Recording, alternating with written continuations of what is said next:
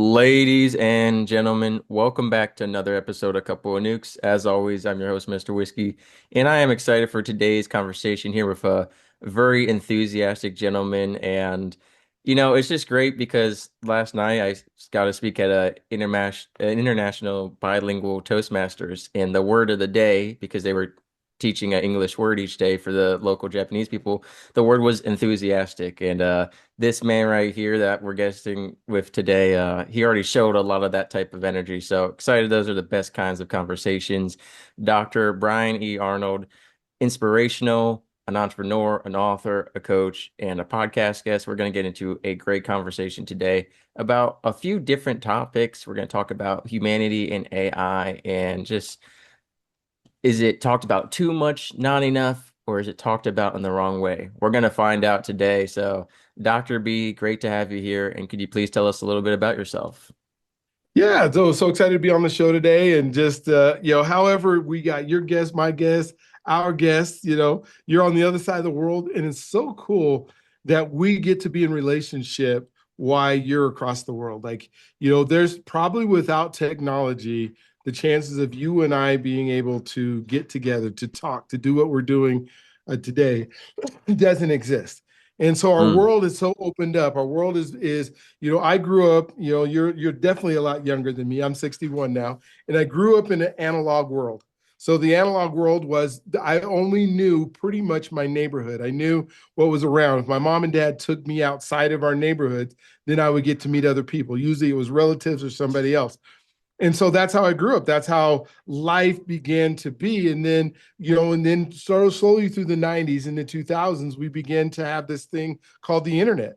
And all of a sudden, it began to connect each other in ways that I think have been phenomenal, that have been incredible, that have been able to revolutionize the way that we think. And for me, I was what they call the special ed child. So I was a kid that they said wasn't going to amount to a lot, but we had to do a lot with them. And I can tell you that as I was able to grow up, I didn't want to go to college. I graduate. I was able to graduate high school. I didn't get to go to the same classrooms that all the other kids got to go to in high school. But I wanted to be a stuntman. I wanted to go to Hollywood. I wanted to do that. I just happened to be a pretty good athlete. And so I had scholarship Mm. offers to go to college. And my mom convinced me that if I went to college, that she would buy me a Jeep when I graduated. And then I'm still waiting for my Jeep. My mom's 82 years old. I asked her for it last week because I've now graduated from 4 different degrees. And so college, but what was the equalizers when I went to get my master's? And I got my master's in educational technology. And that was the first time, like I came back, I wanted to be a PE teacher. And so I came back to Colorado. I was living in California at the time, came back to Colorado to be a PE teacher. And they told me in 1987, when I did that, that I had to take a test here in Colorado in order to be a PE teacher. And in that test, I had a 150 word spelling test. And that 150 word spelling test, there's no way I could pass. I don't even know if I could pass it today, if I needed to. And so I couldn't teach in Colorado. I couldn't teach PE in Colorado, which is physical education, which means like when will I'm ever going to have to spell a word while I'm blowing a whistle or kicking a Right, ball, right? right. But they made me do it. So I went back to California, became a PE teacher and a coach out there, became a professor. But when I got my master's, then the equalizer was is now I could use a computer to spell for me. I could use a computer that would do my grammar for me. Now I'm at the even playing field with the rest of the world, and it gave me an opportunity to excel in life that I probably wouldn't have had I been born in the 1800s or the early 1900s. I may not have had any of those same advantages back then. And so I think about that now when I think about 20, 22, 23 years later. Now, I have this ability with artificial intelligence. It is going to be a optimizer for a lot of folks in the world because they don't have to know how to do some of the things that usually is the genius. I don't know if you remember, maybe when you were little, there was a show that was called Jeopardy. It's still Mm. on today. It's been on for 20 some years. This is where all these super smart people go and regurgitate knowledge. And they tell you, what is this or what is that? And, how tall is the Empire State Building? And I was always asked, who cares? But then this person would say, what is, 16 million feet or whatever it is to the Empire State Building? But now what do? We pick up this device and we get asked a question, and all the knowledge that we ever need is here. I could go win Jeopardy with my phone just as quick as somebody who is super knowledgeable, which means that I have access now to the same knowledge almost as fast as that person who is a genius. And we used to celebrate, right? We used to celebrate all the Jeopardy winners. We used to celebrate how smart you could be by regurgitating knowledge. And today you don't have to. And so that's just a little bit of me. I have 8 children. I have 16 grandkids. I have, this amazing, wonderful life that I get to lead. I'm 61. I'm more excited about the next 15 years of my life than I've ever been excited about the last 60 that I've lived. And it's because Mm, of some of these things and being able to have these relationships like I get to have with you. So I know it took a lot of time in the introduction, but I want you to go ahead and ask me some questions and we could for chop it up from sure. there. But I just wanted to kind of give an overview of why I'm so excited about life right now. 100%. And I think, anyone listening, you gotta tune in and take this doctor's advice because if I could look that good at 60 plus, whatever he's doing, just do what he's doing. I mean, he looks good, still has some Yeah. hair, that's a good Yeah. sign. No even gray, just the Yeah, gray in the gray yeah, right here, but not the gray up here. So yeah. right. Yeah, I'll do and this. as That makes far me even as look younger, right? oh yeah, if you wear your hat backwards, it makes you Will younger, Smith. but I'm less likely to take advice from you, maybe. Yeah, okay. I'm just kidding. Yeah. But when it came to Jeopardy, my family used to watch that for sure, especially my grandmother. But Mhm. no offense to the new host, but once it was no longer Alex Trebek, I don't know, my family had a hard time adjusting, and I was going to the military at that time, so kind of dropped off. I was more of a Wheel of Fortune guy, I was good at Yeah. that. And sometimes see, Jeopardy is hard to make fun of other people and be like, how did he not know that? Because half the time I don't know what they're talking about. But on Yeah, Wheel of Fortune, exactly. you're like, Exactly. Family Feud and Wheel of Fortune, that's a stupid answer. I can tell you I'm no Yes. genius, but I would have never said something as stupid as that. So, yeah, Jeopardy, I'm like, well, okay. I mean, it sounded right to me, but sometimes these answers Oh on these my other God. shows, I'm like, man, I must be either I'm 1% of 1% or 99% is just bad. It's something going on, but I want to unpack Oh, specifically, you talk about would have been considered special education, wouldn't amount to a lot, but a lot of work to, get you there. What does that look like, especially in that day and age? Is it a lack of any kind of academic diagnosis? Is it a lack of teachers who are willing to understand? Is it the whole societal view of what children who are falling behind in academics are worth? Because we've seen that shift significantly, especially over the past few years. yeah. Here's what I can say because I started kindergarten in 1970, and you can just picture the United States of America in 1970. My dad was part of an affirmative action program, which allowed him to get into management at the local telephone company. When he did that, he decided that he wanted to move us from the city out into the suburbs because, hey, better education, better life, all that kind of stuff. So, I was one of 3 kids of color that were in my elementary school. So we had an Mm, elementary school of however many people, a couple hundred kids or whatever it was. And so I'm one of 3 African American kids that are in there. So that now I'm trying to grow up in this world that is way different than what my parents grew up. Not that it was a bad thing. It was, it was just a different thing. But mm, I don't think the education system was ready for those of us who are in. So I go to this high school, which is a very prominent high school in Colorado. And that high school has 3,000 students in. I think we had 3,600. My graduating class was 888 kids. That was my graduating class. Well, there was 35 of us in that high school. When we counted, there was 20 of us that were all in special ed classes. So you can't tell me that high of a significant of right. kids were in special ed. And so for me, there's some things they say I have dyslexia, in which is I think I probably do, a touch of it, but I think if I had modern day education now, I don't know if it would be a factor that it was in 1970. Right. Because at that point, they didn't know what to do. I couldn't read at third grade. They're trying to figure out. So they put me in special classes all day long every day. And so I would get to go recess and go play with the other kids during the day, but then I would go back to the special ed class. And some of them were, at that point, there were some very, very needs, based like IQ of 76 kids that were in my class, IQ of, like I guess they called them mentally retarded or something at that point was the label that was put on them. And I'm in those classes where I'm doing the same work all the time, not doing what the other kids are doing. So now by the time I get to high school, I'm behind, because I haven't gotten first for 1 through 8 in education. So now I'm behind in what everybody else is doing. And I think that was the thing. And so I went into college and I got to have some special by now I'm in the 80s and some of that has changed a little bit, 83, 85, now I'm going to college and there are adaptions that are available for me to be able to get through college and to be able to go talk to teachers. And orally, I was incredible. So, because you adapt, right? If you're deaf, then you can see better. If you're blind, then you can hear better. And so the same thing happens in the world where if you can't write or type or whatever it is now, that wasn't, I failed typing. Like, what, this is the stupidest thing ever, right? Why do I need to type? Now I don't even need to use a keyboard now.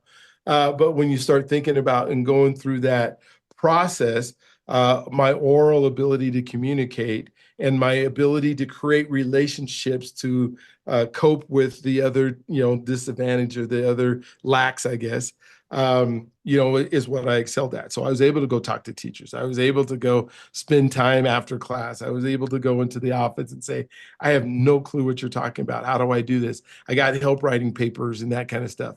And then by the time the 90s happened, now we have word processors. We have that are doing very well, that allow me to, and now when I did my doctorate, I could talk to the computer. I could literally speak my words into a device that will now put it out, where everybody else's input is typing or that kind of stuff. When I wrote my books, those were all me talking and conversing with the computer and writing them and, then letting a grammar checker and then letting other people and not being afraid to have other people be able to edit it. If you were to have me go write a whole bunch of stuff right now, people go, what the heck is all that? But I don't have to now, right? And who does at this point? Like, who is actually physically writing notes to people, to send out? Like, maybe you're in Japan, so maybe you're writing letters back home to your mom. I doubt it. I think you're emailing her and texting her and tell her and talking to her on the phone to tell her what's going on. Well, it's funny you say that because I actually will handwrite postcards for my father because of the antiquity of it, because of the fact Yes. that in its like it used to be common everyday stuff, and now it's become more of a rare commodity because people don't often do it. And I think what's really interesting is I actually watched a sermon the other day about Paul, who is considered one of the greatest writers and contributors to the Bible. They were saying that if you read scripture closely, they say in person Paul was kind of his stature and speech was kind of lacking, but he was a Yeah. strong Yeah. writer. And we see that Yeah. in the modern world. A lot of the best writers of all time, I've seen pictures of Shakespeare or what we think he looked like and Edgar Allan Poe. And some of these people who are some of the strongest writers, they're introverted or they have trouble speaking Mhm. in public or they were more outcasted, but were phenomenal writers. So I think it's Yeah. interesting how you talked about we always grow in an area if we have a flaw in another. And I think that's Yeah. very true for sure. And I think one thing too is you talk about like how AI has evened the playing field, and you look at podcasting has done the same for introverts versus extroverts. Many introverts can podcast. Many introverts are fine with the Zoom call. They're not fine with speaking at public events or in person. So it's so interesting to have met so many introverted people. I'm like, but you run a Yeah. podcast, 300 plus episodes. What do you mean? And they're like, well, I'm at home and I can control it. Number one thing I hear, I can control the conversation before it gets out to the world.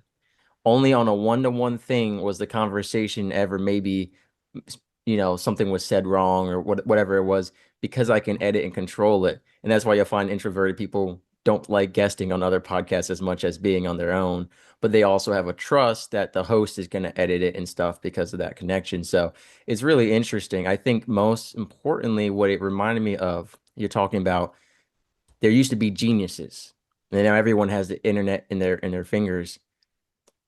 There used to be specialized warriors of great physical build, and then the gun came, and it didn't matter. It didn't matter if you were a Mm. Shaolin monk or if you were the next Han Mabaki or whatever you were doing. Years of physical training, punching rice and getting hit with rods. It's great stuff. It's impressive stuff. Don't get me wrong at all.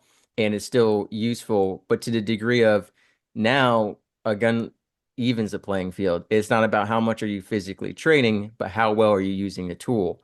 So it's not Yeah, about how much are you studying, it's, how are you using the tool in that studying process. So I think that's a pretty interesting analogy that just came to mind thinking about especially, absolutely. Shiroyama and unfortunately the death of the samurai culture with the introduction of firearms and stuff. And I watched a lot of commentary on, ancient knights, on Spartans, and on these different Asian warriors of ancient times, and all their training, years of that doesn't matter up against the gun. Like you said, you could have the world's smartest man up against artificial intelligence. I mean, even to the point now, can the world's best, chess player beat Mhm. AI? There's all Yeah. these things that are coming into play. Yeah. And it's so interesting that you say that because now I think of AI, and I just watched a episode on 60 Minutes not too long ago. I watched it online, but it's talking about the weapons of the future. And now we're developing weapons that are created by AI. And you think about the wars that we will have where men won't have to fight each other, machines will fight each other.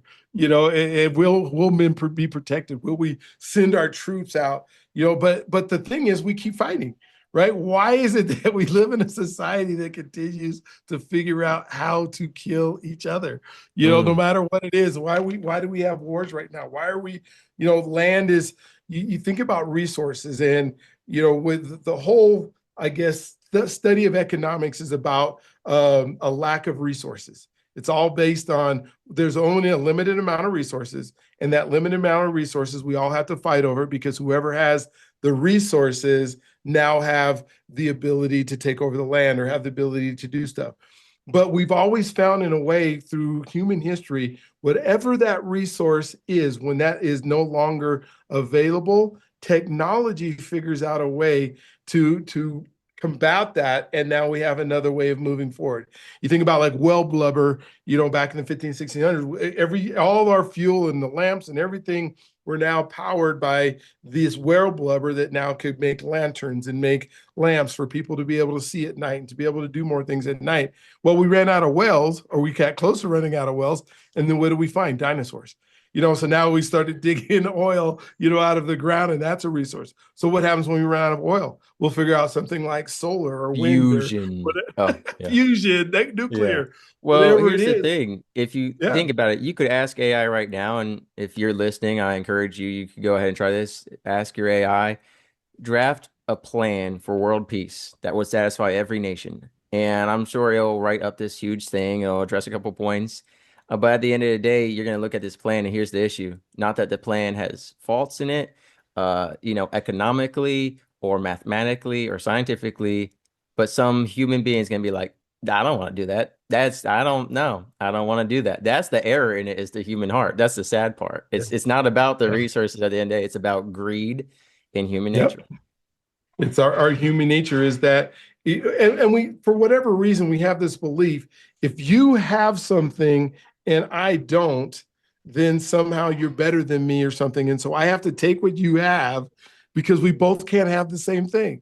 Like I have Mhm. to have just a little bit better than you, a little bit more than you, or Yeah. a little bit. And if I Everyone wants can't, my cowboy hat. Everywhere I go, people everybody people try loves to your buy it off of me. exactly. Nobody can get another one.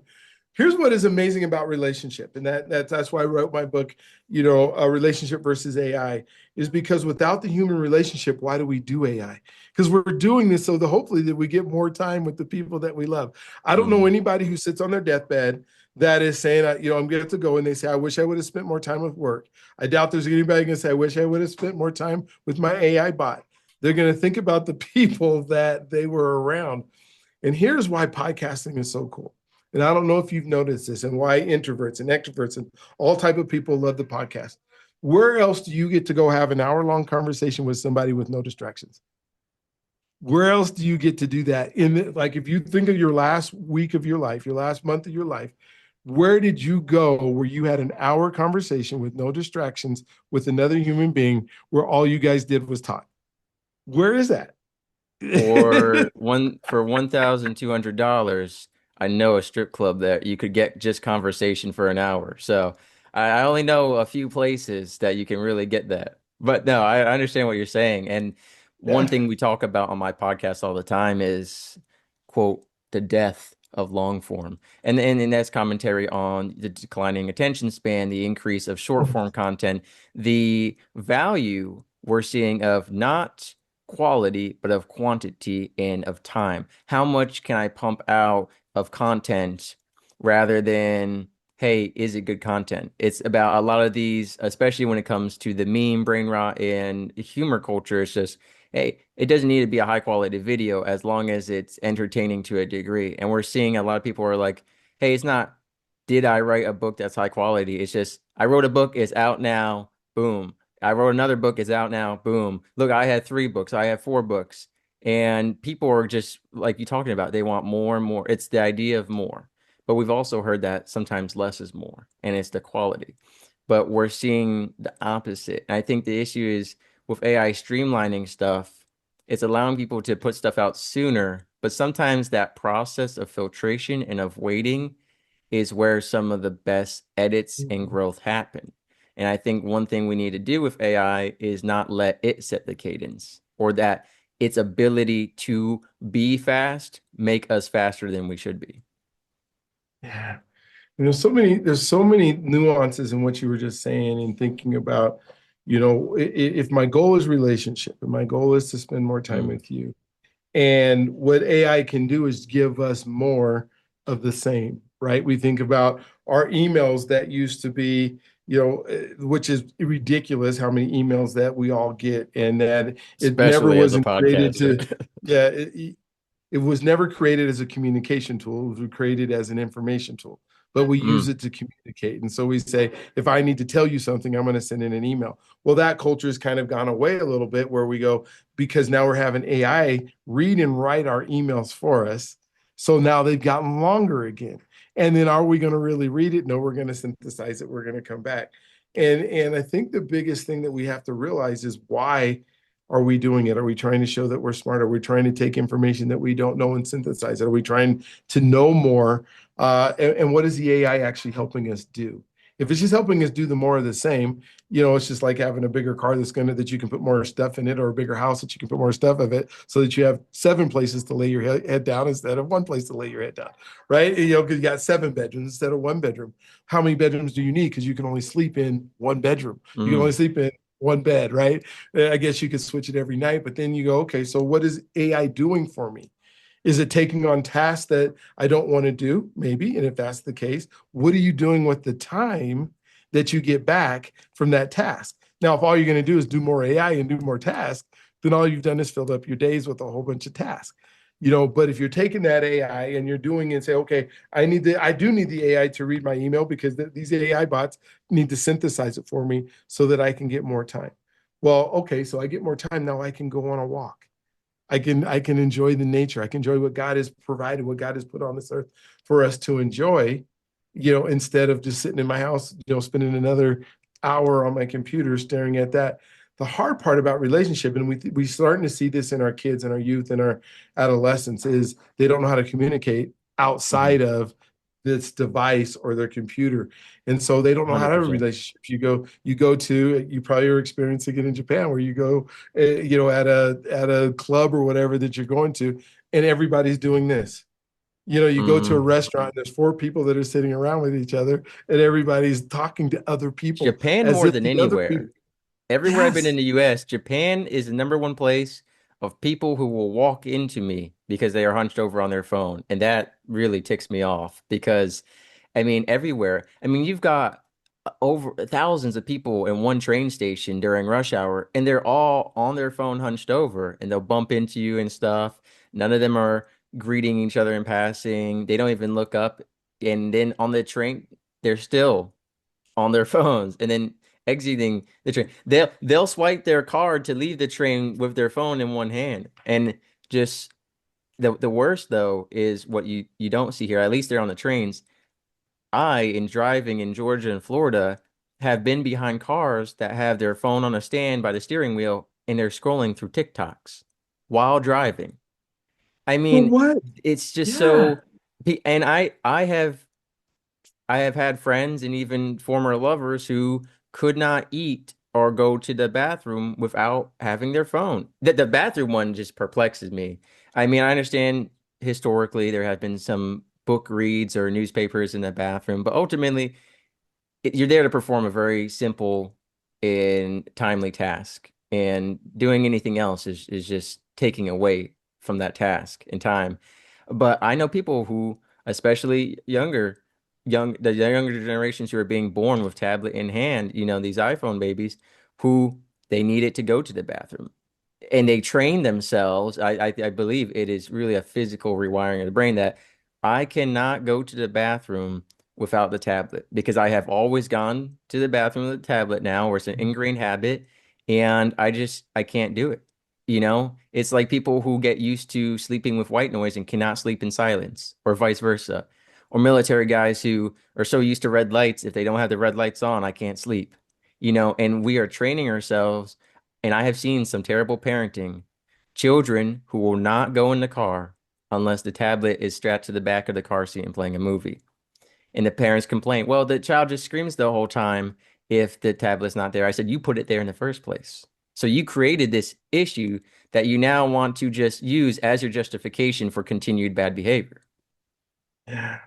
When I do my devotion in the morning, so I have a devotion that's called the routine.live. If anybody wants to go every morning at 6:30 Mountain Time, I'm on live. And part of my devotion is I start out and I'm saying we are starting here because we are going to set our day. We have an intention for our day. And the intention for the day and the reason we're doing is we are not starting our day with distractions. We are commanding our day. We are not consuming our day. I need you Mm, to put away your tablets. I need to put away your phones. I need to put away your computers. I need you to put any screen that you go through where the world decides what noise you get to input into your mind first.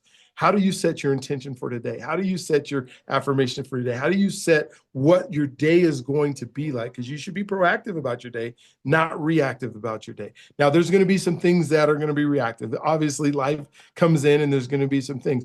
But if you intentionally know what you're going to do every single day, you have a much more pleasant life. You have a more happy life. The amygdala that creates our emotions and the prefrontal cortex that does, that filters that and does our emotions is all predicated on what we think about in our day before our day starts. And if we are letting somebody else control, we're scrolling through TikTok, we're trying to be entertained because we want to numb ourselves from our own lives. And that's what's so scary is our life so bad that I have to watch 3 hours a day of screen time of somebody else's best life. Well, we think it's their best life, right? And then we have this comparison trap. The biggest, I guess, hardest thing that we got to get away from in this world is our comparison because we compare now ourselves to somebody else's 20 minutes or 30 minutes mm. online. We don't know anything about the rest of her life. All we know is what they post online, which is probably the best part of what happened in their life. They could be so depressed, and yet we say, they're like this every day. I got to be like them, or I got to be entertained because somehow my life is so dull, my life is so bad that somebody has to entertain me all day long in order for me to get this emotion or get this belief that I'm enough, that I'm good enough, that I'm worthy, that God put me here for greatness, that, he has me in a position that I can do all things, right? But no, I gotta scroll through somebody else who's trying to entertain me all day long. And for what? How does that enhance my life? How does that allow me to serve others? Because I believe God put us on this planet to serve others. Well, I can't serve others if all I'm doing is serving myself on a device. Mm. 100%. I think of even my own life as a great example. If you were to look at my Instagram right now, at a couple of nukes, check it out. Well, I Okay. guess at the time of this recording, my second to last post was I got an award last night, right? Huh? That's the post you see. But all day prior to that, I was outside lifting weights in a mild rainstorm, listening to quotes of scripture, contemplating all the mistakes in my life, right? You didn't see Yeah. how I spent all day in reflection and contemplation. Yes, I got the award, and that's all you see. So you just think, wow, he must have been having a great day all day. No, leading up to that, that's just one moment. That's one snippet of a whole Yeah. day where there was plenty of other thoughts, hardships, and other tasks, different meetings with people across the world. So I agree Mhm. 100%, and being a content creator through podcasting and through other things, like I know that it can take a lot of different takes of photos, of videos, of edits to get even just a single good looking picture that people are like, wow. I mean, they just pull out their phone and instantly get that. And I think you talked about relationships. If we're creating more time using AI for relationships, but then filling that time with content consumption, then it's pointless. Like you said, it's not contributing to anything in the long run. That's what we have to look at. In the moment when we're scrolling through these reels, most of which aren't educational, we're getting those dopamine hits of this is humorous, this is relatable, this is funny at someone else's expense. But then you walk away from it, and what's been accomplished? Just lost time. Lost time is Yeah. all that's really happened. So I think it is a shame, but I want to go back a little bit, backtrack to you were a teacher of physical education. How do you get into this shift of now I'm writing books and I'm, talking about AI and I don't know how I have time because I got all these kids and grandkids. Yeah. No, I will tell you exactly how the transition happened. One was I started having kids, right? And so now I have a responsibility for other human beings to help make them make their best life. As a teacher, you don't get paid very much, and you go, okay, what am I going to do? And do I love what I'm doing? Because they said if you love what you do, you'll never work a day in your life. And when I realized that I could do the technology thing and I could do the computer thing and it was going to change who I was as a person, then I got to be able to, I got that master's in educational technology. And within 2 months of me graduating with my master's, 3 universities offered me jobs to come teach web design, believe it or not, and Wow. web design to teachers. And there was only our first web page. It took us a graduate class, a whole semester to make a 4-page web page, because we were getting all the coding and everything from Sweden, but they wanted an educational touch to it. And so I'm doing that and I'm enjoying that. I'm still teaching. I'm just teaching not, instead of outside, I'm coaching still, but now I'm in the university and I'm teaching and I'm having a good time. Well, I still couldn't afford, now that I'm having more kids to afford them. And so I went into business and I went into business as a mortgage professional and as a financial advisor back in 2000. And I was doing phenomenally well. I was communicating. I was learning about the sales process. I was learning about, how do I help another individual get to their goals and their dreams. And so I was creating some $100,000 earners at the time that I was helping them get to their dream and that was helping me create my dream. And then 2008 hit. And then when 2008 hit, everything just went poof. Like it was a magical, like you have money and now you're not going to have money, for a long time type situation because you're trying to keep your employees, you're trying to keep everything up and running, but because you don't know what's going to happen, because hey, I'm keeping my office open at $20,000 a month for 6 months, you know, trying to make sure, oh, it's going to come back, it's going to come back, it's going to come back, and it didn't. And so I moved out back to Colorado, and by then now I have this business acumen. I'm using the technology to make a lot of it run.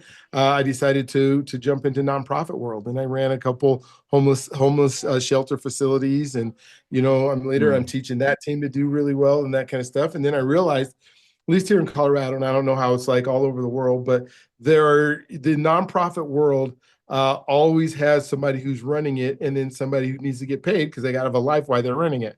right? So Right. in Denver, there were 64 different homeless services organization, a lot of duplication. I try to do my best to say, how do we not duplicate efforts and actually get the money that's being donated to the individuals who need it, not to just pay admin fees for 65 executive directors, 65 executive directors with staff. And, so now somebody gives you $100,000, you got $30,000 for the actual folks experiencing homeless because $70,000 of that is going to Mm. all your admin that are running the programs.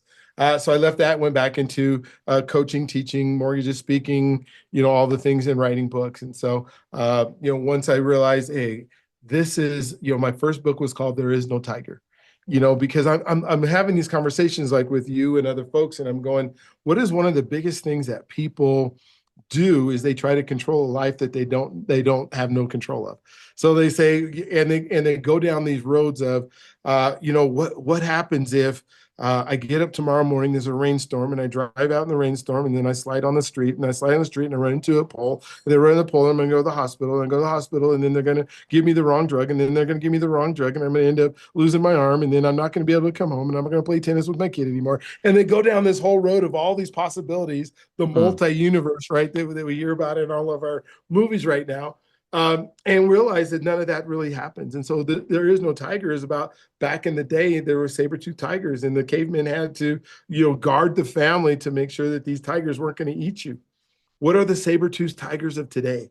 Are they really there? That's why I say there is no tiger, because what is it, public speaking? Is this tiger that's going to take me down this road that I'm never going to be able to speak to another human being again if I go, or somebody's going to laugh at me, or somebody's not going to care about me? What if I put some content out on social media and somebody doesn't read it? Oh no, life is over. No, there's no tiger. So let's worry about, let's control our overthinking. Let's think about our anxiety. And then let's figure out a way, because anxiety is such a big deal in our society. And so once I wrote that book and I made it it's got a font that's for folks with dyslexia, that's a little bit wider, a little bit thicker, that I got to Nice. think about all those things that would have helped me as I write that book. And it has a whole bunch of stories and that kind of stuff. And I realized I'm capable of writing a book. And so then I wanted to do another book. So it's called Be Do Have was my next one, where I was like, how do you become the person instead of having the things first, then trying to do the things so you can keep having it without ever becoming the person that is capable of doing it? And so that was my life, and that's what I realized. And those were the mistakes that I made. And I wrote that, and then I wrote another one called The Decision Formula that I don't have up here right now, but it's the decision formula. Like, how do you make great decisions? And then when AI started getting big, I'm like, wait a minute, I use AI. I'm a technologist. This is what I've been doing with my life for the last 15 years, but relationships are way more important. If I had to think about how important relationships are in the world of AI, it is everything. If I had to tell somebody, don't do AI so you can have better relationships, that would be better. Now, I'm not telling people that because I use it. I have thousands of posts that I have on social media. But if I were to tell somebody to watch this podcast or spend time with their wife, I would say go spend time with your wife. There's going to be plenty of time that you can watch a podcast. It's not going anywhere. It'll be here forever. But if you lose that relationship with the most special person to you in your life, or now you don't Mm. have it because you're scrolling all the time. And somehow this device and what you're seeing on this device is more important than the person that's sitting in front of you. Oh no, you got it wrong. Let's go do it. But use the technology as a way, like I said, to save time, to say, oh, wait a minute, this isn't necessary, to do more of the same thing, utilize it. And there's going to be some phenomenal things, the cars that we drive that allow us to, sit and somebody else is driving it for us. And it's probably safer than us driving it ourselves. And I love driving, and I love what it does and but if it's safer, in a bigger city to have the cars doing it for us, then do it for us. People say, well, I'm in an airplane. Why would I jump out of a perfect good airplane? Well, because it's a fun, And so what are the things that you get to do to have fun, right? But you sit in a plane, right? If you go on a plane trip, you went all the way to Japan. You weren't in control of the plane. You weren't flying the plane. And I You did got a want to whole jump bunch out at of some point. That was a long flight. I was like, oh maybe I my will jump gosh. out. Yes. Oh my gosh. But yeah, so I mean, how do we get to enjoy life? I mean, you think about this world and all the places that you could go see and be part of and enjoy. Why are you just sitting in your house enjoying somebody's TikTok videos? That I struggle with, some of that stuff. That's like, what? No. Why did Yeah, I don't get Well, we it. spend a lot of time living other people's lives is really what it comes down to. I remember, Mhm. Tom McDonald, he's a, writer and singer, and he had gone live on YouTube once, and a whole bunch of people, he said something like, I have big exciting news. And the comments in the live stream were all like, I hope you're proposing to your girlfriend. You haven't proposed to her yet. It's been years, blah, blah, blah. And his response to it was just, if people spend as much time invested in their relationship as mine with my girlfriend and wanting me to propose, they'd probably be living better lives. And that really stuck with me. It's like we're so focused about, and these people maybe don't even have a fiance or a wife or a husband or whatever it is, and they're putting so much pressure on him because of what they see in their relationship, also having no idea of what goes on behind the scenes that's the reason for not being engaged or married yet. But when you're talking about like scrolling through TikToks, like sometimes I talk all the time, we live in a day and age of modern idolatry with celebritization and where we worship celebrities as above morality, where people, one of the things I share the most is that why is it that if you commit adultery, it's wrong, but if it's with a celebrity, your hall pass, it's okay? They're just people who happen to have been in a movie or sang a song that's really popular and generated income from it. What's the difference? There's nothing different morally about them that the compromise of your morality is justified. It's ridiculous. But we spend a lot of time living their life. And to the point that some of the people that we watch on TikTok, on Instagram, on YouTube, we're watching them wake up, put their makeup on, watching them eat their breakfast, watching them. There's some people who live stream them sleeping and people watch them sleep. I mean, we are just so invested in other people's lives for, again, as we mentioned earlier, really to no avail or benefit of us. What would you gain from knowing that this woman went to the gym and, bench press today and bench press 250? Like, did you go to the gym today? You should go to the gym. I Mhm. think there's no problem with getting inspired by other people, right? Because I wouldn't call myself an influencer, right? But I'm in the social media space. I'm in the podcasting and speaking space. Yeah. So I can't tell you to not look into other people's lives, but looking into the lessons they're putting forward and their insight and impact is different than fully investing into their lives. I think there's a difference between inspiration and imitation. And I think some of us get too consumed with it. Well, yeah, you think about parents, like you talked about parenting, and I watch some parents now that don't buy their kids toys because they give them a tablet and they can watch other kids play. And you go, what? What? No, and I can get, oh, see how they play, see how they interact with the toy, that kind of stuff. Okay, that's 5 minutes. Now give them a toy and let them go play, right? Not watch for hours on hours of other kids playing with toys. And you just go, okay, so where have we come to in our lives where, like you said, we're idolizing some other people that are in our lives and going, okay, but God, what did you put me on this for? What is my calling? Why have I been put on this planet? And how am I going to serve my fellow man in some way, somehow? And it could be that, hey, it's just you and I talking today, and somebody's going to come up with an idea that's going to say, oh, that's what they meant by that. Or their lives are a little bit better because they spend some time here. But don't spend every day with us. Don't spend all, no, we're not somebody that God has put on here so that you can idolize what we do. You think I go back to watching film of like Michael Jackson and some of the concerts that he put on all over the world that people are literally falling out, fainting, almost dying It for was another human insane. being. I think of Couldn't even our leave his house. no, he couldn't. I mean, it was I think ridiculous. it was insane.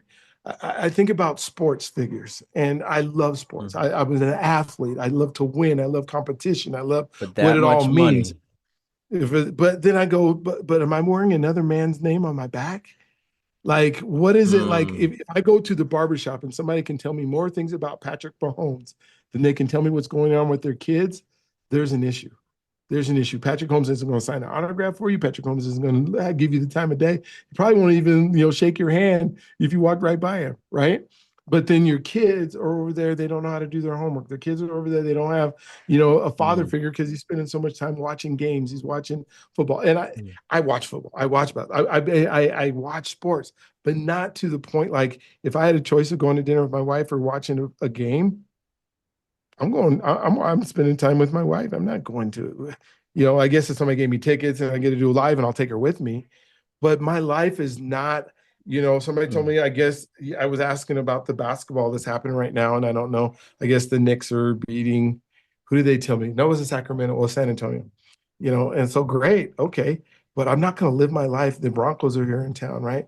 Oh, they almost made it to the Super Bowl. I mean, they got radio shows that go on all day so people can evaluate how to be a backyard quarterback or say, this is what I would have done. Well, you probably wouldn't have done it. And you're saying that after the fact of what happened. Now you can say, oh, I would have done it mhm, differently. But that's how much people get into the lives of others. And I think it's just so scary that we're living this life. And so, how are you getting up in the morning? What kind of routine are you doing? If I were to tell you, Mr. Whiskey, if I were to give you the word joy, what does joy mean to you and how do you achieve it? mm. Yeah, for Because it's sure. different than happiness, right? Yeah. And I think like true joy is through relationship because I think I wouldn't say a meme brought me joy. I would say it was funny, it was humorous, it made me laugh. I wouldn't even say it made me happy. I wouldn't even say it made Mhm. me feel better. Maybe it cheered me up because I was in bad mood. But true joy and happiness is, that connection with people. When I felt joy the other day, I got to record with Steve Wright. He's one of my best friends. We've never met in Mhm. person. We podcast online all the time together. And the conversation and the laughter and the human connection talking about culture and society, that was a joyous occasion. You know, Mhm. last night being able to talk to people in person about mental health in and talk about suicide in Japan and in America and talk about human condition, that's joyous. Mhm. Or, Yes. celebrating relationships. But I would never ever use that word for someone who was like, how did that meme make you feel? Joyous. No, Yeah. that's just not true. It is a much deeper internal satisfaction that could never be fulfilled by a joke. I've seen plenty of great comedians, but I would say it was a joyous occasion because of the people I was with attending, or because of the energy of the crowd, because of the human connection, but not the Yeah. content or the person themselves. Man, I love what you said because it, something you just alluded to by attending a conference. Like I've been to some concerts. Like I think I went to a Sade concert. It was probably the best concert that I ever seen. I came out there joyous, right? I came out there happy. I came out there. But if I would have went to that concert by myself, that wouldn't have Amen. happened, right? Because I brought somebody with me to share an experience, and we've been able to talk about it for years about that experience. The folks that we went to the concert with, who cares about Sade and her singing? I mean, it's great, and I love the music, and I love the things that she's able to do. But the experience is with somebody else. We did Elevation Worship comes down and I do stuff with Stevie Furtick and the his church there. But one of the things that when they come to different towns and go to arenas, I went and took my kids. I went to Sacramento and I took two of my kids and their husbands, or one son and his wife, and my daughter and her husband to the concert with us. Oh my gosh. You know how much better that concert was, that experience was because my family was with me. And that's where joy comes from, is that experiences that we get to share with folks, not getting on AI and and watching other folks or watching a meme or scrolling through TikTok or even a podcast. I can learn from podcasts and I can go do it. I hope somebody will take what we're saying to heart today and go, wait a minute. My relationships, that's the person I got to go call right now. That's the person that I got to make meaningful connections every day. That's one of my affirmations. I make meaningful connections every day. I got a friend now that happens to be in Japan, because his name is Mr. Whiskey, and that's where he's at right now, right? And so for the rest of my life, I will know you. I will have spent, our 50 some minutes that we spent together so far today and a little bit last week. And now there's an actual human connection in a way that if there's a way I can serve you, or I'm sure if there's a way you can serve me, we'll figure out how to do it. But it's not because I just want to be on a podcast so I can give it to a whole bunch of other people. No, I got to be in my presence, phones down, eyes up, 100% present with the person I'm talking to. And that's one of the things I said before that podcast allows you to do. is, I'm looking at the screen, I'm looking at you, and you're thousands and thousands of miles away, but we still have a connection. And you know what? I talk a lot about people ask me, Mr. Whiskey, have you ever had a bad podcast guest? Oh yeah, I've had plenty. There's a rank. I have a hierarchy. I have a ranking Mm. system for them.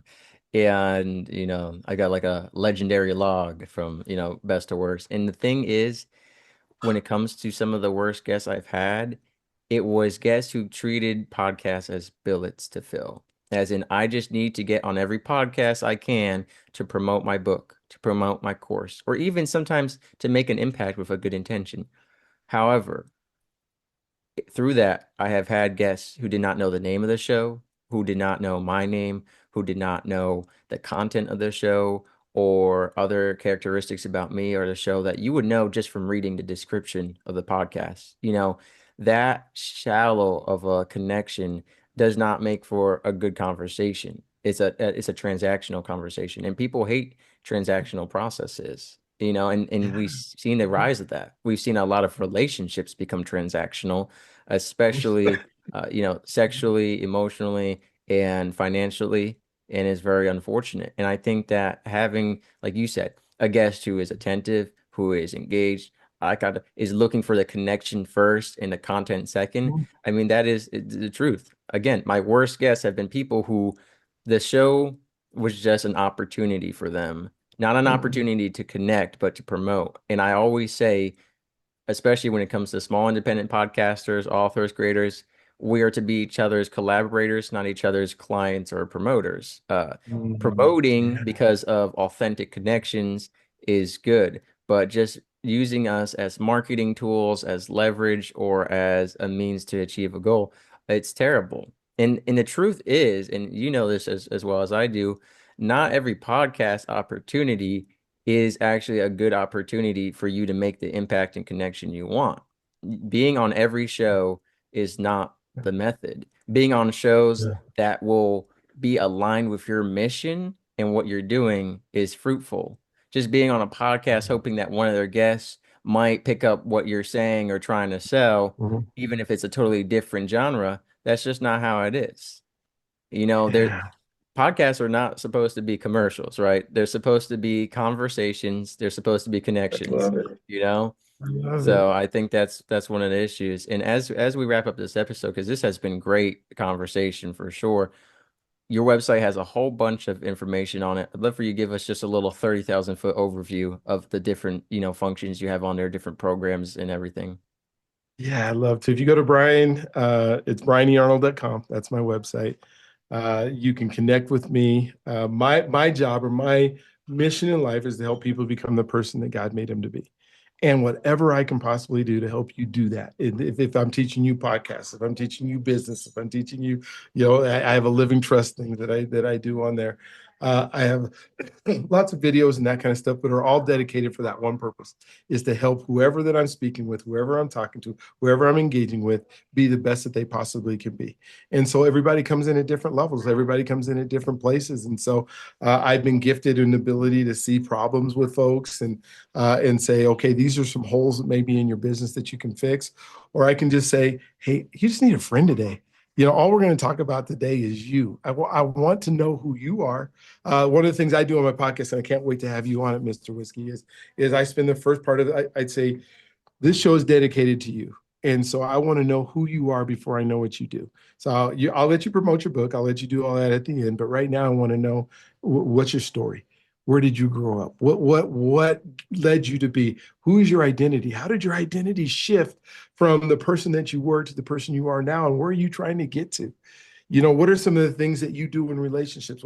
And those are the questions that I want to ask. Those are the things, the conversation I want to have, because there might be something I can say at the end after we're over and the show's over. I might be able to say, hey, you might want to try this, or you might want to do this. Oh, you're having trouble with your marriage?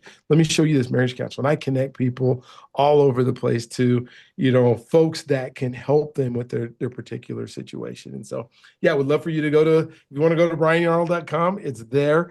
Again, if you want to be a speaker, I have speaking abilities, places where you can become a speaker. If you want to do a podcast, I can teach you how to do a podcast.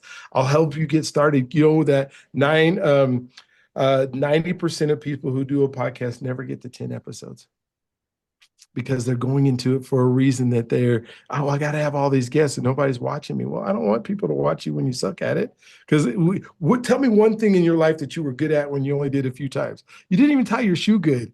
You got to do it all the time. So what makes you think you're going to do a podcast and do 6 episodes and all of a sudden it's going to be this world renowned, amazing podcast? No, you got to go through just like all of us do and we learn. But have somebody help you. You need mentors, you need coaches in your life. You need people that can help walk you through the things that you don't know how to do. Quit trying to do it yourself. And I promise you, AI isn't going to teach you how to do everything because they're not going to teach you how to do connection. And that is the most important part of any relationship is that connection. So yeah, that's me. You've seen the authentic, I guess the transparent person that I am. And I'm just telling you right now, Mr. Whiskey and I are not done. We're just getting started. He's going to be on my podcast, and so we'll make sure we cross it. And oh my gosh, I can't wait till this kid gets back. I don't want to call you a kid, but you're younger to be, right? So I can't wait till you get back in By a little town. But bit, enjoy yeah. your time there. Yeah. So yeah, we're not done. So thank you for having me on your show today. It has been phenomenal. I've enjoyed myself. You've let me talk. I don't get to talk this much on mine because then my guests are the most important, right? But when Right. I get to be a guest, then I get to talk a little bit. So thank you for allowing me to do that. Yes, sir. Thank you for coming on today, taking time out of your day away from your relationships temporarily to help us with ours and to make this impact. It's been a great conversation. And like you said, it's only the beginning. So we'll be making more content and connection together in the future. So thank you so much for your time today. All right, thank you. Have an amazing day, those are out there. You're God's greatest gift. He loves you if you allow him to. Hey, don't forget you were born for greatness as well, and that greatness needs to ooze out and jump on people. And you also are an answer to somebody's prayer. So just be available for God to use you in order to answer that prayer. You don't get to pick how that prayer is answered. You just get to be available for God to use you in a way that you are going to be a phenomenal asset to somebody else today if you allow God to let you do it. So thank you for letting me be here today. I appreciate it. Amen.